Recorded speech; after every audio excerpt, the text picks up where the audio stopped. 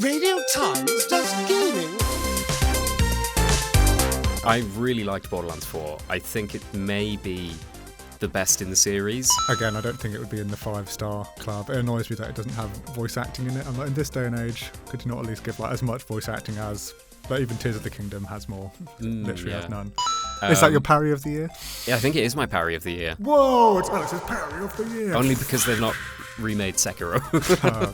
Radio Times does gaming. Yes, Radio Times does gaming. My name is Rob Lean. I'm the gaming editor at Radio Times. And I'm Alex Raisbeck, and I'm the gaming writer at Radio Times. And on today's Radio Times gaming podcast, we are talking about the biggest and best games of the year 2025.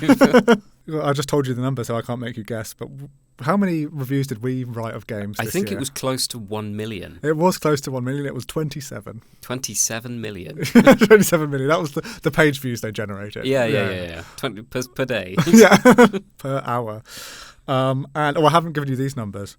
Guess how many are in our patented 5-star rating system.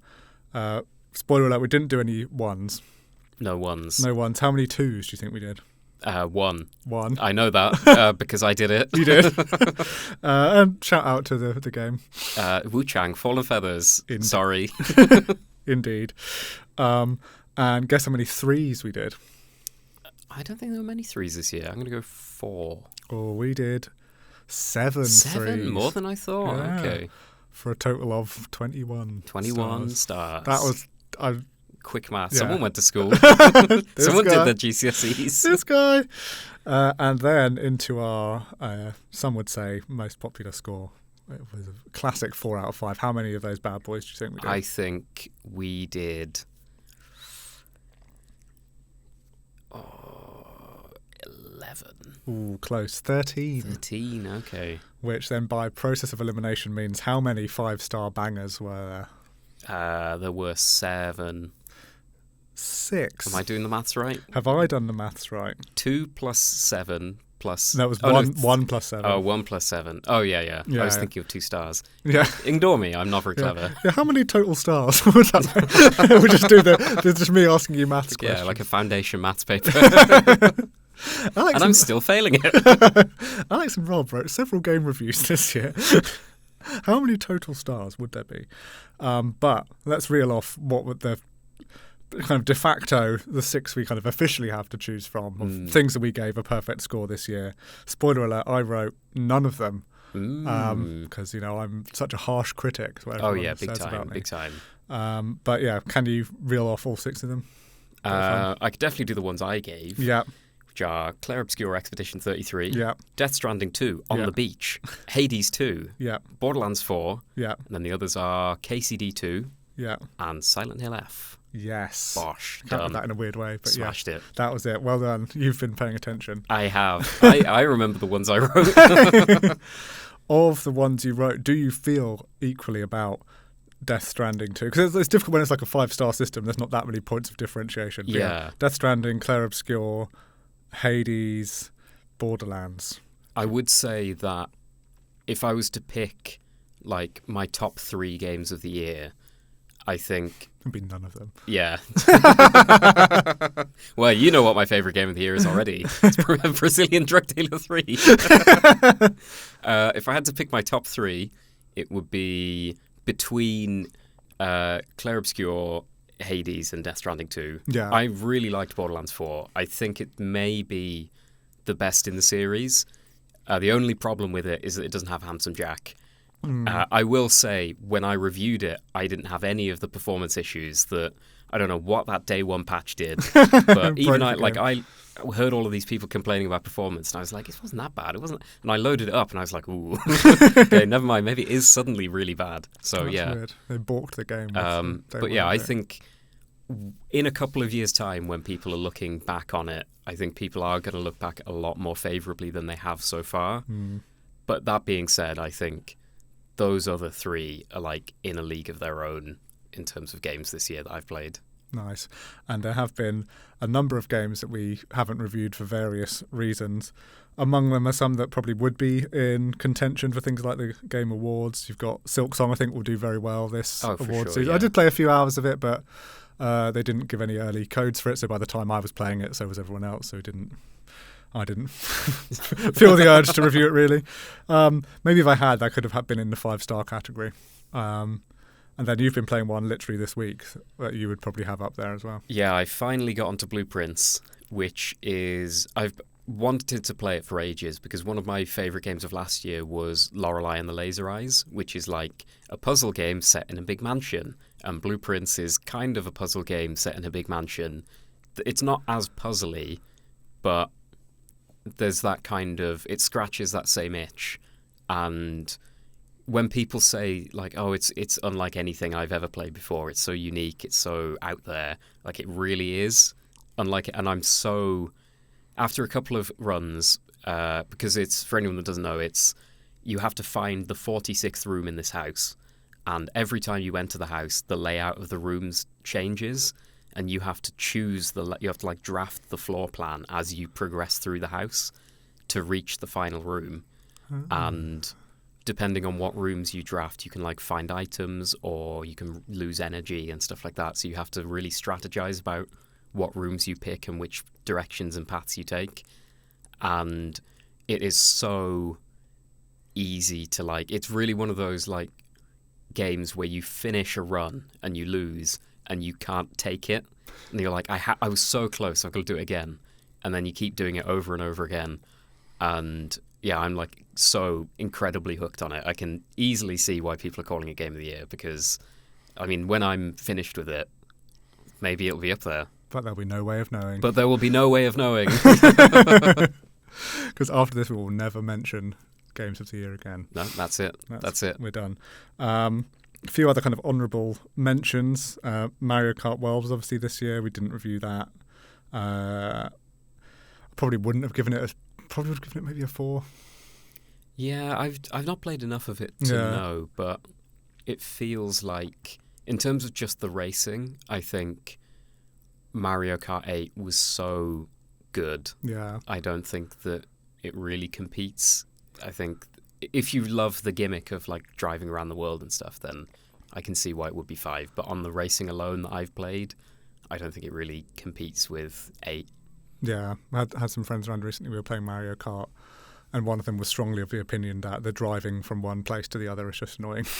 Yeah, that's the vibe I'm getting from a lot of people. Yeah, and he was literally saying, like, oh, if you choose to do races that are like really far away from each other, it will let you skip the driving bit. And so we were just doing that. But yeah, it probably speaks to the fact that bit maybe didn't grab at least this one person as much as Nintendo probably wanted it to. I think it works really well for like the whole knockout tour thing, but aside from that, I don't know why you would want to do that. We've also got Pokemon Legends in here. I'm playing that at the moment. Again, I don't think it would be in the 5-star club. It annoys me that it doesn't have voice acting in it. I'm like, in this day and age, could you not at least give like as much voice acting as like even Tears of the Kingdom has more? Literally has none. But I think it has like a really satisfying loop of like you do catching Pokemon and little side missions during the day, and then at night time you're doing battles, and then you rank up a bit, and then you go round and round in that loop indefinitely, which I am enjoying that. A few in here for you. You've got Citizen Sleeper in here as well. Citizen Sleeper I absolutely loved. I played the first one a few years ago, and so one of, if not my favourite game ever, is Disco Elysium, and I think it's very reductive to say it, but Citizen Sleeper is kind of Disco Elysium in space. But it's such a well-written story, and the mechanics are like, it's one of those where you have limited resources every day and you have to really think about the way that you spend them, which every time I start one of those games I always think, I'm going to really find it annoying missing out on different content and stuff, but once you actually get into it and you start having to prioritize what you actually want to do, like which characters you care about and who you help and things like that, it really lends itself to telling like their stories, and it makes the whole experience of it so much more gratifying when you feel like you've genuinely worked towards something, or if you fail to do something, that plays into the story and it like really sucks sometimes when like you fail to do something, you fail to help someone, and then that's like it, and that is rough. But yeah, just the writing, the story, all of the characters are so good, and I think for anyone that just likes story-driven RPGs, I think 100% it's a must-play. Nice. In kind of a similar but different oeuvre, you've just reminded me of Outer Worlds 2, which I've played a lot of recently, and I'll probably kind of carry that through to Christmas break as well. But it does the thing of like you can't respec, you can't, if you like, say you want a certain skill or a certain flaw, and then you regret it, you're just going to have to regret that forever, unless you want to start like save spamming into the past. And yeah, I thought that was really good. That's in the 4-star club. Maybe just slightly lacking something for me to push it up that next level. But there's so much stuff in the 4-star club. We've got Battlefield 6, Split Fiction, Donkey Kong Bonanza, Doom, Dark Ages. You were saying the other day that in another year Doom might be kind of higher up the pecking order. Yeah, I mean, it's just the quality of everything this year is that if you had told me that some of these games probably weren't even going to be in with a shout of even a nomination of Game of the Year, I wouldn't have, like Donkey Kong and Doom this time last year, for sure I would have thought, oh yeah, they'll be in and around Game of the Year. Not a single person, well, Donkey Kong actually people are talking about, but like Doom especially, it came out, people loved it, and then just got blown away by everything else. And yeah, the fact that it is such a good game, and like I really enjoyed it. I don't think it's necessarily the best game of the year or the best shooter of the year, but there's definitely enough that in any other year it probably would get a nomination, but this year I can't see it getting anywhere near. Speaking of shooters, you've also got Arc Raiders here in the haven't reviewed it yet section. But yeah, Arc Raiders is another one that I think I'm a big fan of Embark. I played a lot of the finals when it came out, and I went through a period of not really having a shooter to play, where I've never really gelled with any of the kind of more conventional ones. I don't really like COD. I don't play CSGO. I find it really boring. I played so much Team Fortress 2 as a child, so now my brain needs like it's fast juice. And the finals is the fast juice, where everything is so fast paced and it's so unique, and the way it approaches everything is unlike anything else. And I think even though it's a completely different genre and experience, I think Arc Raiders kind of captures that as well, where it has the way people play it. It's not like any other extraction shooter where it's just sort of repeatedly going in and out and getting stuff and progressing. Like there are quests, there are characters to get to know. The player base seems much nicer than like Tarkov. Like I've had it times where I've been downed by a player, and then someone else has come and killed that guy and let me like crawl into the lift to escape with them. That wouldn't happen in any other extraction shooter. So yeah, I think they've done a really, really good job with it. And you know, I personally wouldn't call it my game of the year. I wouldn't be in my top 5 or anything. But when people say that it's one of theirs, I can definitely see why that is. Also, I just feel compelled to say, give this man's brain the fast juice. Yeah, my brain wants its fast juice. Just a quick look if there's anything else. I mean, Atomfall was very early in the year, but that was a cool game. That was in the 4 club. Also got Ben in the corner representing Silent Hill F. Any words you'd like to say about that, Ben? It's great. Play it. Everyone should play it multiple times. Maybe not 5, but like at least 3. And shout out to Cole. We'll see if Cole wants to splice in any argument for KCD2, which he gave 5, again, very early in the year. Insert seamless cut to Cole on the live feed. Kingdom Come Deliverance 2 is excellent! Never before has a game, except for maybe the first one, made me want to live in medieval Europe, full of pestilence, and get up to all sorts of medieval peasantry shenanigans. Play it. It's great. It's incredible. All the DLCs are out now. Play it! And the first one. Thanks for that, Cole. That was great. There's still loads on here we haven't even mentioned, but yeah, it's been a big old year. It has been a big old year. If people have it's impossible to recommend one game for all people. If people are listening to this and they're like, you've mentioned like 100 games, which one do you actually recommend above all the others to try from this year? What would you go for? If I had to choose one, I think it has to be Clair Obscur. One, it's a standalone game. Anyone can get into it. Two, I think the way a lot of people talk about it is kind of annoying. Like, I get when people are like, oh, it's so revolutionary. It's like the best JRPG ever. And, I mean, there have been so many amazing JRPGs in the past few years. Like, I kind of wish that Metaphor last year had got the same level of attention as this.